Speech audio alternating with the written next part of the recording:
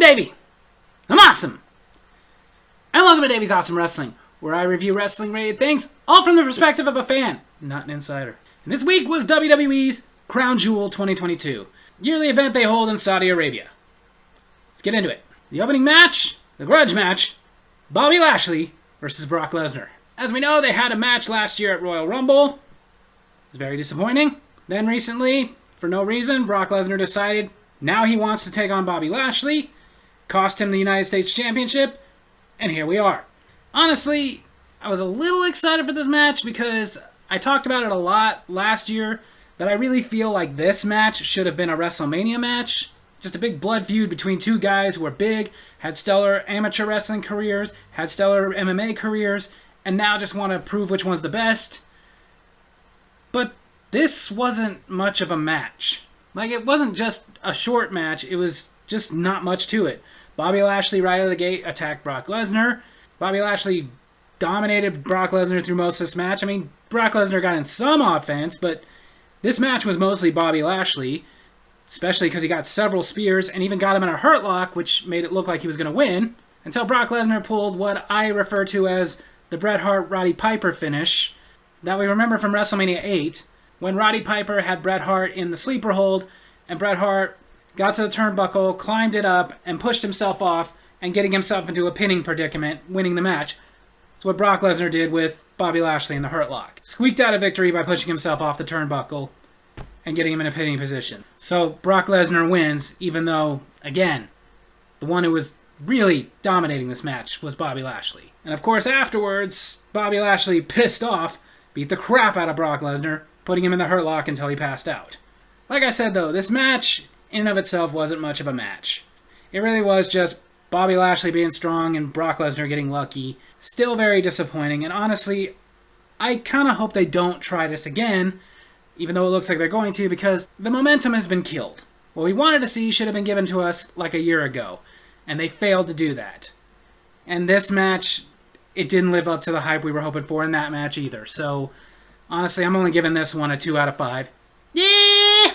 Then, for the WWE Women's Tag Team Championships, former champions Damage Control getting their rematch against the recently crowned champions Alexa Bliss and Asuka.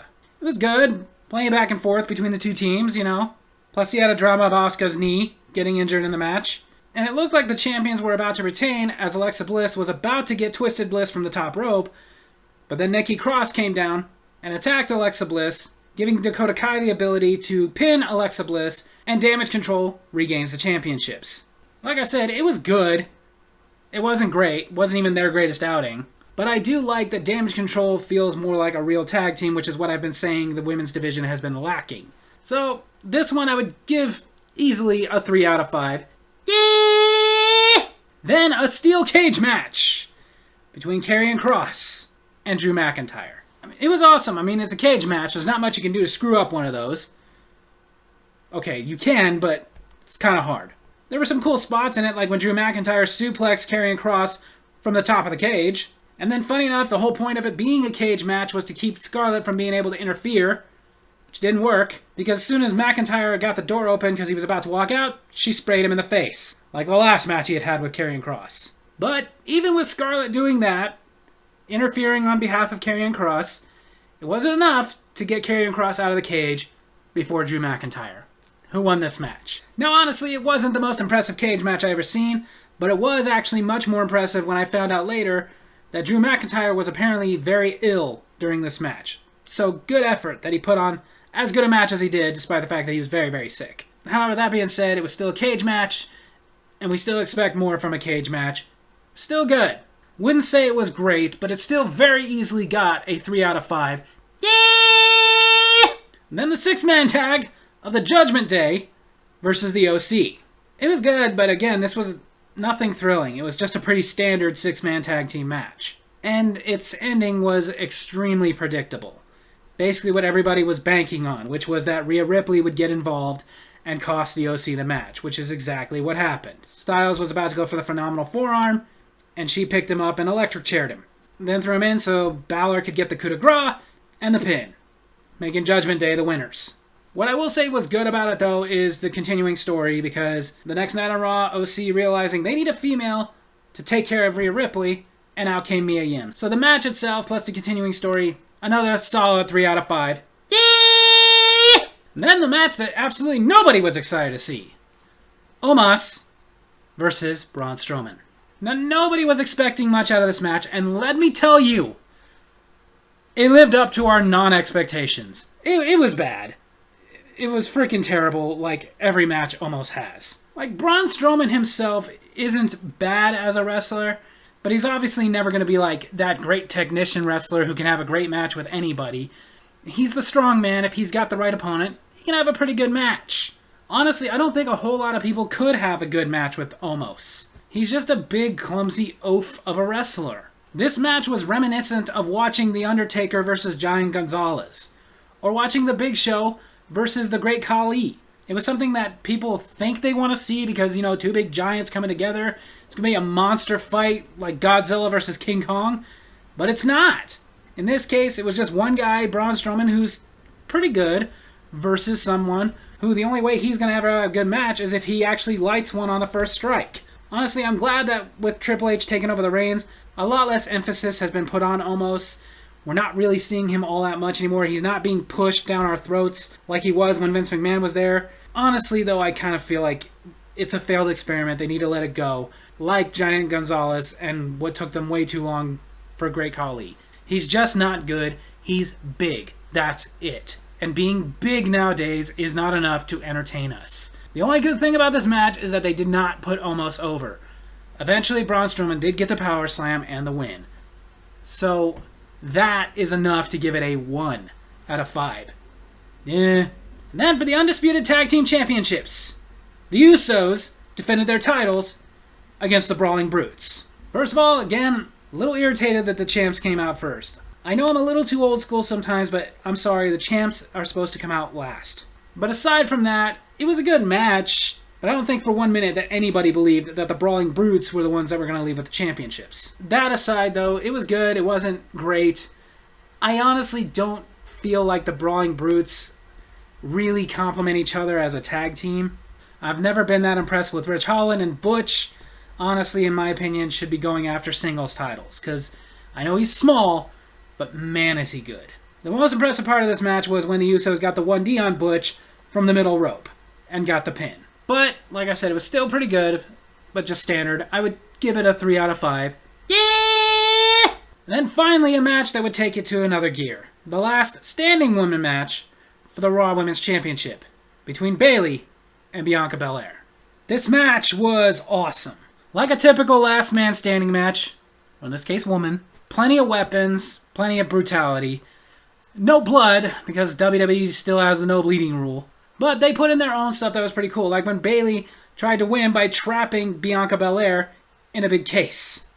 Didn't work. And of course, because that didn't work, next she tried to use a golf cart. And I will say, one thing I found a little disappointing, I was kind of hoping Bayley would win, because I think it would be cool if Damage Control had all the belts. It'd be like that monster heel faction. Plus, in my opinion, Damage Control is probably the hottest thing going on in the women's division right now. But she didn't win, and the way she didn't win was a little shady, as Bianca Belair sandwiched her into a ladder and then pushed that ladder underneath the bottom rope so she was stuck before she could answer the 10 count. Kind of like when Brock Lesnar was buried under a pile of rubble, even though they kept putting stuff on him so they should have stopped the 10 count. I won't get over that. Or when John Cena duct-taped Batista's legs to the ring post. It was a little shady of a way to win, but hey, it's a last man standing match, there are no rules. Bianca Belair is still the champion, and now this is going into War Games, which I cannot wait for Survivor Series War Games. I always love a good War Games match. So honestly, gonna have to say, to me, this was match of the night, as it got a 5 out of 5. Yeah! And then, Bray Wyatt came out, giving one of his cryptic promos, with, of course, a video vignette going on at some point interrupting him, with faces of people that are making people speculate what's going on. Are these all just going to be Bray Wyatt personalities, or is he going to have another faction? Time will tell. But it's still cool and very intriguing. Then the main event for the WWE Undisputed Universal Championship, Logan Paul versus champion Roman Reigns. Gotta tell you, like everybody else, I was completely disappointed this match was ever signed. I still don't feel it was a good move. And I know that all the wrestlers out there, not just Triple H, but like X-Pac is chiming in, trying desperately to put Logan Paul over. It's not working. He's good, but he's had 2 matches. And 2 matches does not get you the main event spot on a pay-per-view for the championship. Especially when only one of those matches was a singles match. But I will give it this. The match itself was very good. Logan Paul, he is good, but they're acting like he's as good as a veteran or something. He's not. He's still very green, which is okay. With his experience, he should be green, which is why you should give it some time. Not to mention, he's a part-timer. If he really wants to get that into this to the point that he's having main event matches, then he needs to be a full-timer and build himself up. If not, then just come in, have an interesting match here and there, and go away. But I will say they did it right because they did not have Logan Paul dominating this match. Of course, it was Roman Reigns dominating the match. Logan Paul getting in some good shots and some good offense, but ultimately, clearly the underdog in this match. And of course, Logan Paul did a couple of cool spots. He even filmed himself on a phone while he did a frog splash from the top rope to Roman Reigns through the announce table.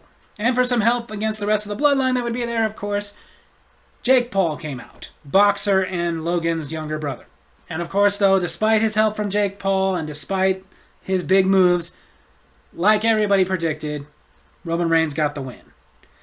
Which is something that does take away from it. If it's too predictable, it's hard for us to get that into it. Because it's kind of like already knowing how the movie's going to end. We knew that there was no chance that Logan Paul was walking away with the championship, and he didn't. But I'm happy about that. He's not ready. Especially if they're going to keep trying to make him a babyface, which just doesn't work. But for the match itself and the entertainment of the match alone, I'll still give this one a good 4 out of 5. Yeah! So Crown Jewel 2022 overall was okay. It was pretty good. Wasn't as good as what we've been seeing, though. 2 of the matches were extremely lackluster. The Bobby Lashley-Brock Lesnar match, which, again, the momentum had already been killed, but still was very disappointing. They had Almost versus Braun Strowman on there, which I kind of feel like that should have just been a match they had on Raw, not on a pay-per-view, especially because it was terrible. Most of the matches themselves were just okay. It was really only the last 2 matches that kicked it into high gear. And the main event was disappointing before we ever saw it. Because again, even though I give it credit for being better than I expected, I didn't want to see it. I didn't want Logan Paul versus Roman Reigns. If Logan Paul had been on the card versus pretty much anybody else, have him get into a little feud with Kevin Owens or something, whatever, great, fine, entertaining match. But giving him a shot at the World Championship, it kind of makes it feel a little cheap that somebody can get a title match that easily. However, like I said, though, some good matches, most matches just okay. So, I'll give Crown Jewel its solid 3 out of 5. Yeah!